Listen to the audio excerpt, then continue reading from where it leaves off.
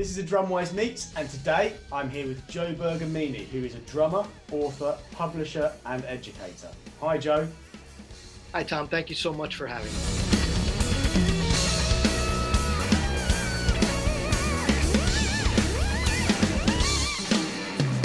What age did you get into drums? And when you first started playing, what bands or artists inspired you? This is a question I get asked every interview that I do, and anyone who's watched an interview with me is like sick of hearing it. I started playing when I was 13 years old because I heard the Rush song Subdivisions on the radio, and Neil Peart became my instant hero. At the age of 13, when you started, what was your first drum kit? Oh, that's a great question. What I wanted was at the Livingston Mall, which was near where I lived, there was a wine red Tama Royal Star kit in the window of a music store in the mall. Imagine that, kids. There was a music store. It was in the mall when I was a child, and but that was too expensive. So I saved up my money from delivering newspapers, and I bought the drum kit that was in the window of the store where I took lessons, which was, I believe, it was a Max Tone. It was an imported, essentially like full-on copy of like a Pearl, but less expensive. So that was my drum set for the first, I had it for about 2 years before I got my first Thomas Superstar kit, and I beat that thing into submission. And do you still have it? No, I think I used it as a rehearsal kit when I was in college. When I was in my first bands, I had to leave a kit at the rehearsal studio, and I didn't want to leave I saved it for that reason, and I didn't want to leave my good kit there, which I kept at home. So I left it there, and it got even more beat into submission and had beer spilled on it and everything else. So I think by the time all was said and done, I think I like donated it to a school or something. Oh, okay, that's a nice way for it to go. Yeah. And talking about your first drum set, what about what stuff do you use now these days? So as far as gear, when I was younger, I just got very devoted to Tama. All my favorite drummers played it.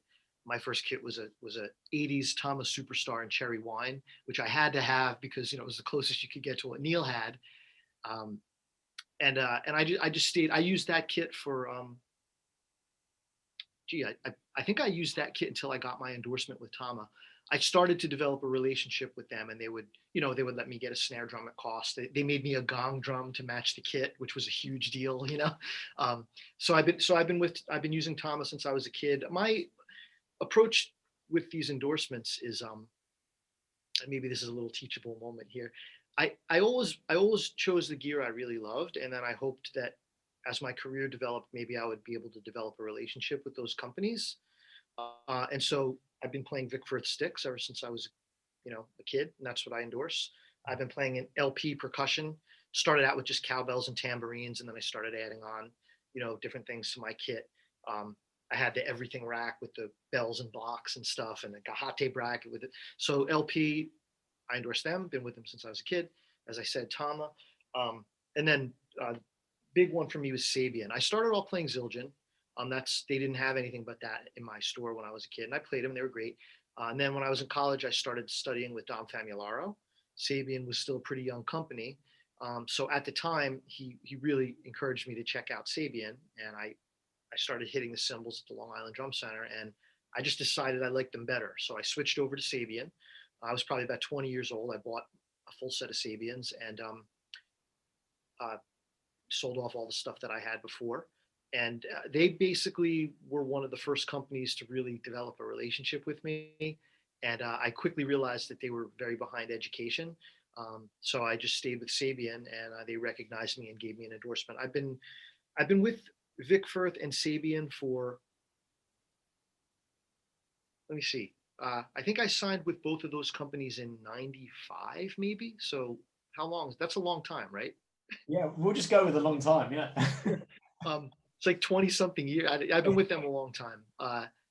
And Sabian especially is like family. And they all supported everything that I did as an educator and clinician, no questions asked, in addition to making the best cymbals. And then about 6 or 7 years ago, they actually brought me on board to run the Sabian Education Network for teachers. So now it's beyond an endorsement. work with them, and they're important, a very important organization in my life who I really am thankful for my relationship with them. Uh, the only company that I ever switched, I used to play Remo drum heads as a kid. And then after I got established and got better known, um, some from networking in the industry, which is a whole nother conversation, I started going to NAMM shows. And as some of my friends moved around in the industry, I had a lot of friends that were working for Diodario and Evans, and they asked me to check out the product, So um, I said, well, look, I haven't used it enough to endorse it, but I tried it out, and I tried it out for probably 6 months on gigs and realized I really liked it. They worked great with my tamas. So um, this is probably, I guess, probably 96, 97, not soon, not too much after I got my first endorsements. I decided to try the Evans and switched over. So I've been with Evans now the same amount of time. So Thomas, Sabian, Vickforth, LP, and Evans, and I've never changed an endorsement in my career. And I'm totally with you there on using the equipment that you believe in. I think as we were saying, this could be a whole different conversation, but I think people these days have got totally the wrong idea about endorsements, even the way they say it. Yeah. Well, it's true. An endorsement is simply if I say, hey, I like Otterbox iPhone cases the best. I just endorsed this product. And by the way, I'm a total klutz. I've dropped this thing like 100 times and the phone hasn't broken. So Otterbox is a good product. Now, do they know who I am? Do they recognize me? No, I'm not in that industry. I'm not, so the thing that people have to keep in mind with endorsements is very simple. An endorsement is not, oh man, look at that guy, he's got great chops. Approved. He's endorsed. No. The endorsement is, do you have enough of a career? Do you have enough influence among your fellow musicians and your fellow drummers to create influence to say, if you use Tama drums or Sabian cymbals, that someone might be interested in the product because of you? That's the relationship factor that people don't get. So it takes a long time for you to build up that level of influence, and you should be patient with it and enjoy the process, and don't be in such a big hurry. I remember my first NAMM show being very disappointed because a guy that I used to, I hung around with back then at the shows, he got an he left the NAMM show with an endorsement from, Elmer's Drumsticks. I don't even remember who, some little company that's now gone. Right. And I remember being like, oh man, I was too embarrassed to even walk into the Vickforth booth because like Dave Weckl and Omar Hakim were in there. And I felt like a little peanut, like a little nobody, but slow and steady wins the race sometimes. Absolutely. Yeah. Good advice. And we've already touched on this briefly. And I think this is quite a hard question for some people, but actually from what I've heard already from you, I think you might be able to answer this one very quickly. I believe that we evolve as drummers as we get older and as we take on different influences as we grow as musicians. But that said, if you had to pick just one, who would be your all-time favorite drummer? But I think I know who you're going to say. I mean, that's such a hard question to answer, really. It's in my formative years, there's absolutely no doubt that it was Neil. Okay. And so like, if you were going to say, who was the biggest influence on me, like if you look at the sum total of my career, Neil, like let's say here's my influences, right? And you've made a pie chart. Neil's going to have a very big chunk, but to be completely frank, there comes a time, like, I mean, I listen to so much of that music that I know it so well that the influence part of it kind of stopped at a certain point.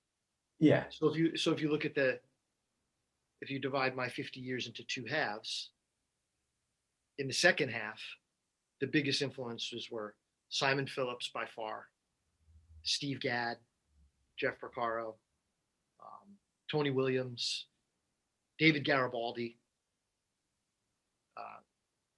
But yeah, if you want to nail it down to biggest influences, just the two biggest slices of the pie were first half of my drumming life, Neil, second half of my drumming life. I probably have to say Simon.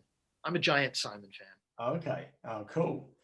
And that's why I started it by saying, that we take on different influences. And I like the way you said that about the two halves of your career sort of thing, because yeah, like, I've got my favorites from when I first started, and they've got a special place, haven't they? And that will never leave you. But then as you develop as a drummer and so on, you think, oh, actually that guy's great, but if I look at this guy, he's so different. And I think that's really important for people that are, studying drums, to look at different drummers they've never looked at before, because they might be like, oh my goodness, this guy has just blown my mind.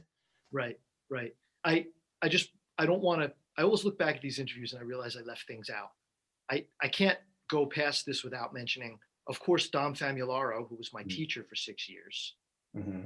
Dom is a huge influence, not just on my playing in life, and I can't not mention Steve Smith, who was always one of my favorite drummers, but through my relationship with Rob Wallace at Hudson, I got to know Steve a little bit, and remains a huge influence on me, not just how I admire his playing and how he's constantly growing, but based on, I've been lucky enough to engage with some of these guys through work, more or less. And for instance, Garibaldi and Steve Smith,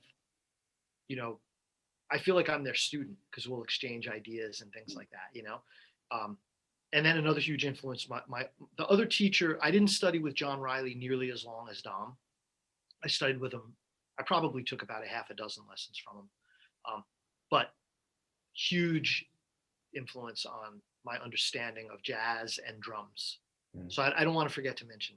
So a bit of a educational point of view question here. So when you first get a gig with a new artist, whether it's playing a show or recording or whatever, how do you learn the material? So do you just listen and then it just kind of on the first listen magically goes into your brain and you're able to play it? Or do you listen to it lots and lots and lots? Or do you listen and transcribe? Or I suppose this is a good one for like the musical side of things that I know you've done. Are you given a big folder of music and they go, here you go, Joe, here's the entire show written out in drum music? Mm-hmm. That's a great question, Tom. And honestly, the answer for me, the way I approach the process is different for every one of those situations you mentioned.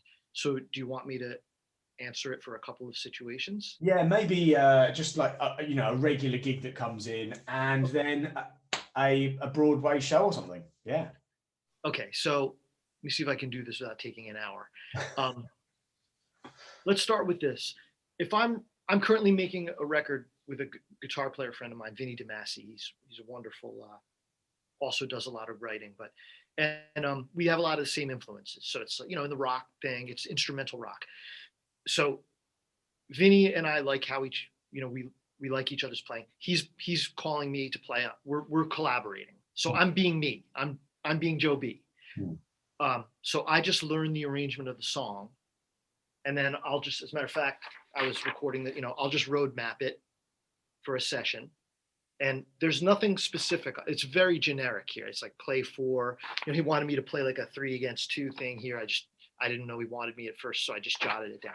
So in this case, I'll just make a roadmap, and then I'll just play and be myself.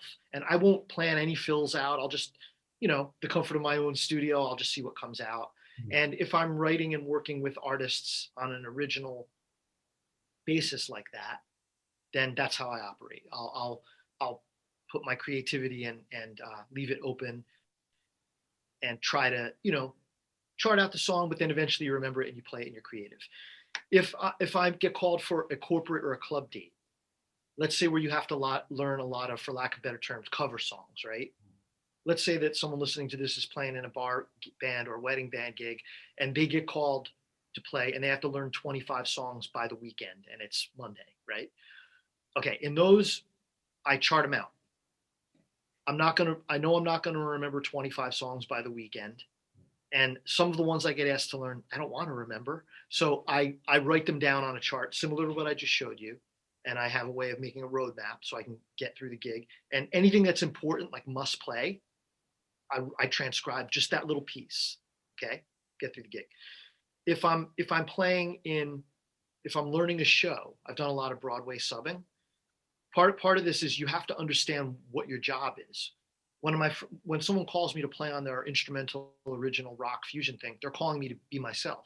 When I get asked to play as a sub on Broadway, they're calling me because they know that they've heard, hey, this guy can come in and sound like me. When you sub a Broadway show, your job is to sound like the person you're they don't the rest of the orchestra and the conductor, they don't even want to know that the regular drummer isn't there. So in that case, it's a weeks long process of learning exactly what the person is playing. And even you get a book of music, and I wind up spending a week or two just rewriting the book and transcribing and pasting over what was played. So when I was younger, I was in a Rush tribute band. If you go to see a Rush tribute band, you want to hear, for the most part, exactly what Neil played, maybe with a few artistic license things. But, I looked at subbing as like you're in a tribute band. Like and it's even more pronounced. Like no one, a Broadway show subbing is not the place where you're like, oh, you know what? Like this guy plays simple fills or this girl plays simple fills. I'm going to play my 5/4 polyrhythm instead right there. It's like you'll be fired instantly, right? So for learning those gigs, it's like it's a study process. So the long answer, all of those things involve reading. Now, when I go out and I'm doing certain other gigs with musicians that I enjoy playing with, I also think it's important. I noticed that for myself, like when I was younger, I mean, I was in bands, and I know musicians now who are not good readers that can memorize, like they just know thousands of songs. That's a muscle in your brain you have to exercise. So for instance, I played the show Moving Out on Broadway. It was all the Billy Joel stuff. Liv DeVito is another big influence. I love Billy Joel. I always knew most of the songs. Some of them I didn't know note for note. So now when I do that camp, when I still get called to do a lot of the Moving Out guys, and everybody's, the Billy Orbit, Chuck Berge, Billy's drummer, still a great friend. Like on those gigs, I'm like, no charts allowed for myself anymore. Even if they call Zanzibar, one that I really don't play a lot or something, like I refuse to I need to make sure that the remembering stuff, you can't always be buried in a chart. So certain gigs, I will do what I did when I was, 14. I just learn the song until I know it. So I do all of those things depending on what I'm called, why they're calling me. You have to know the job. So hopefully that's helpful. Have you ever had anything go wrong on stage or under the stage? I suppose if we're talking about Broadway, anything go wrong on a show, whether it be gear fails or brain fails, anything that you can tell us about? Yeah, I mean, I couldn't even in an hour tell you half of them. I mean, it happens all the time. You wouldn't even believe it. I've had every part of the drum set break. I've had bottom snare heads, top snare heads. I put my foot through the bass drum playing the Broadway show Beautiful one time, and they will not stop a Broadway show to fix drums. So I was able to get a stagehand to rush into the pit with a roll of gaffer's tape, and in between two songs, I unloaded a roll of gaffer's tape and got through the show. So I've had everything. Embarrassing things, like one time on again when I was in the old Rush tribute band in YYZ, in one of the last drum fill, I like I dropped the stick. I'm good at dropping sticks, and the that was like like one hand. I had no, I couldn't even get another stick in time, and the guitar player's like, but yeah, I mean I've had everything go wrong. But probably the funniest story of something going wrong on stage is this, and I have to edit this for profanity, so I'm gonna do that. So it happened playing the show Moving Out. I summoned for the great Chuck Berge, and if you saw Moving Out, the band was on a stage that moved above the main stage. They called it a travelator. It was like a moving platform, and the whole band was on it, and it was great because we were featured. It was like a rock concert, and the show was a story told through dance, very athletic, energetic dance by Twyla Tharp. So all the dancers are down here on the stage below, right, and the band's like up here. So at one point, Chuck's like, after, it was a whole process getting in there and you had to audition for that and everything. And then one day Chuck's like, by the way, it's really important that you don't drop a stick onto the stage because the dancers could slip on it and they could wind up in the hospital. So Chuck actually used like some kind of stickum, like he sprayed his hand with, like it really, uh, and then you were supposed to, if you dropped the stick and it fell down to the deck, you had to get on your talkback mic to the acting band leader and say like, I dropped the stick, and make sure a stagehand got it out of the way before one of the dancers came running across and there's a drum set. So I probably was there subbing the show for like 10 months, 12 months, always really careful. Never had it happen. And then one day I dropped it. I dropped the stick and I saw it go and fall off the travelator. So I had to get on the phone and, there's a drumstick down. And like after the song, they're scurrying around on the stage. And I was like, so then it was like act one of the show, and, and then the second act came and I did it again. And I dropped another stick and I was like, man, you're not gonna believe this. It happened again. And I was just petrified. So we finished the show and it was fine. I mean, in playing wise, no one would have even known I dropped a stick, but so I climbed down. This is actually my favorite New York story of all time. So I'll bleep myself out. So waiting at the bottom of the stage was Local 1 stagehand Joe with my stick. And he's like, you drop another one, I'm going to staple it to your beep hand. Oh, brilliant. There you have it. It happens, yeah. At least no one tripped over it, though. That's right. Don't drop a stick in New York is the moral of that story, Oh. Now, moving away from drums for a sec here, a couple of curveball questions for you. So the first one of those is, what are your hobbies away from drums? Oh, okay. I was just thinking about this. I have a lot of interests. Like I have just enough information to be dangerous in many areas. But yeah, I mean, my hobbies, when I was touring a lot, right before the pandemic, I joined a group called the Doo-Wop Project, which is some Broadway singers, and I, became their regular drummer, and we toured all over the U.S. and internationally as well. During the times of traveling, I became a huge national park buff, and the way that group traveled, I always enjoy traveling and learning about different places, learning about the people. I'm a U.S. history buff, so the national park thing really fed into that. So I started visiting a lot of national parks and historic sites and things like that. So travel and visiting those places is like a big interest and hobby of mine. And then in my downtime, I like to read. I tend to like nonfiction. I tend to be more of a documentary, historical Ken Burns type guy than my friends are always telling me about every series on Netflix. I never watch any of them. I watch, I'm watching First World War Ken Burns right now.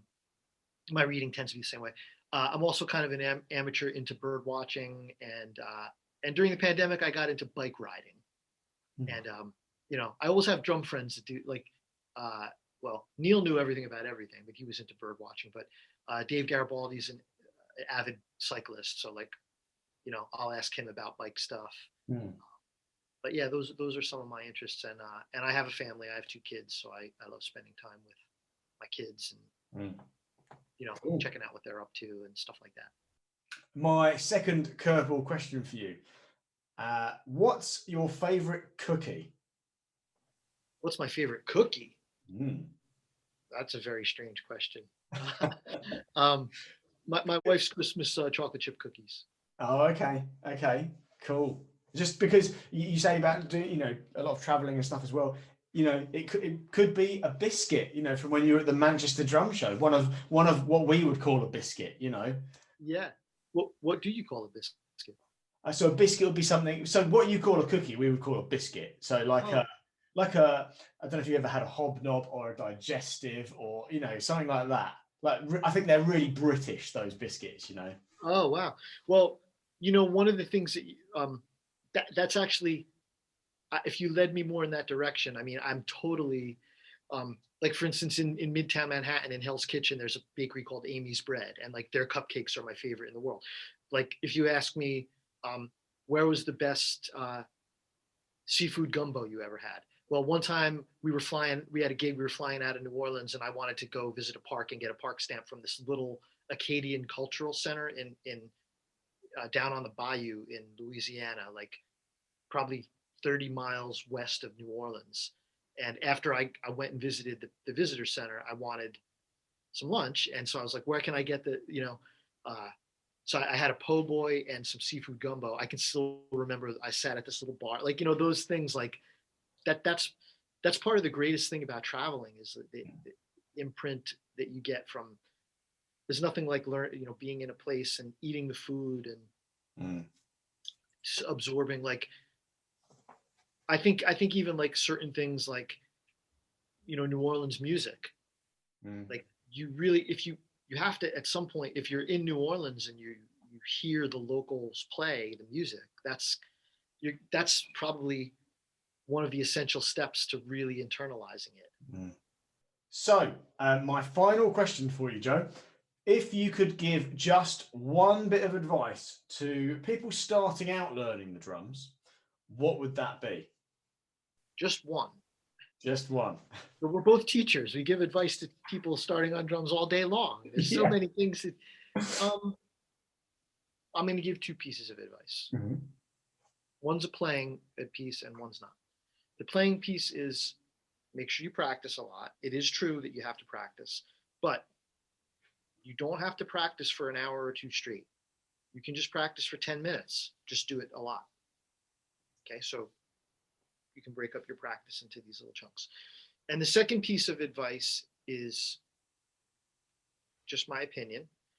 Um, when you're learning, you're in a period of developing yourself and trying to, to get good at it. And it's very important to record yourself and evaluate, record with pre-recorded music, record with your friends, but don't be so fast to make a social media page and do that learning with the public watching you. And maybe don't let your parents make the page and put you on it either. It's good to I think it's good to develop yourself in private, you know.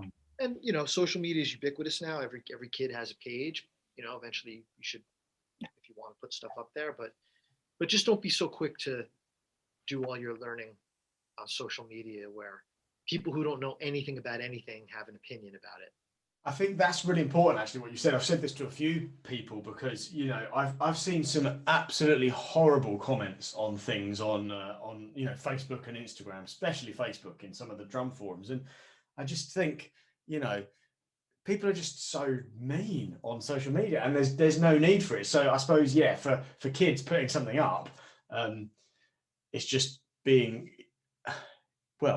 careful, I suppose, because some people are going to be really nice, but there's others that are not going to be nice. And as you say, they may not know what they're talking about at all, but it hurts, doesn't it, sometimes when you're learning? Yeah, I mean, social media is,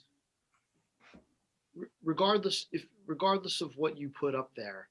I was looking at a Simon Phillips solo or something on YouTube, and it was like 12,000 thumbs up and like 600 thumbs down. I'm like, what kind of idiot clicked thumbs down on this? Like, uh, and if you're out there, look, I'm out there enough that people see the videos and then like someone's gonna come along and be like, this guy sucks. I'm like, okay, well, I don't know. I mean, I make a living doing this. Mm. Tell me how many Broadway shows you've played. Tell me how many U.S. symphonies you've played with. Tell me how many books you have out.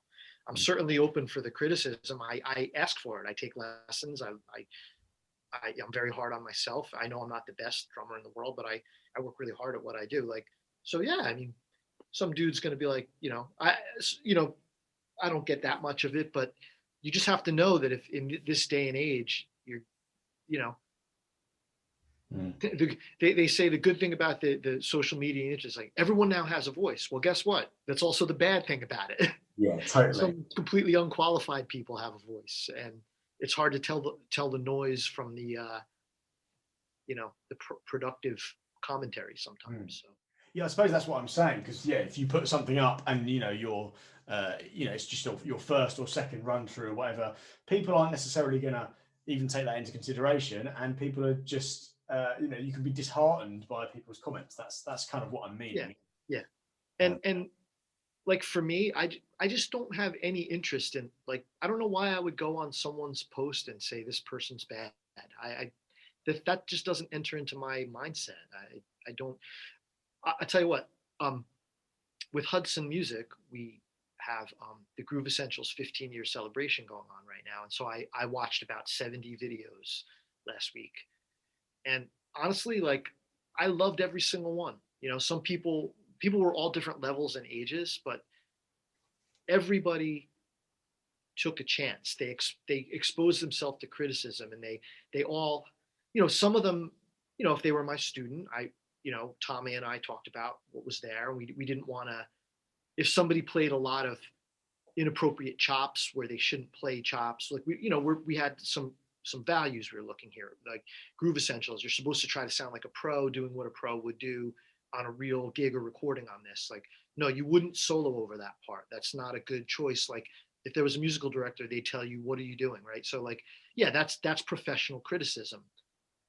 But everybody who submitted something, I just was so happy that we Tommy and Rob Wallace and I wrote a letter to everybody that entered saying, like, just thank you for being brave and putting yourself out there, and just keep doing that, and do it in the right uh, place where you can get the kind of criticism that's going to be constructive and help you, and not just be possibly discourage you by people who you don't even know who they are. mm.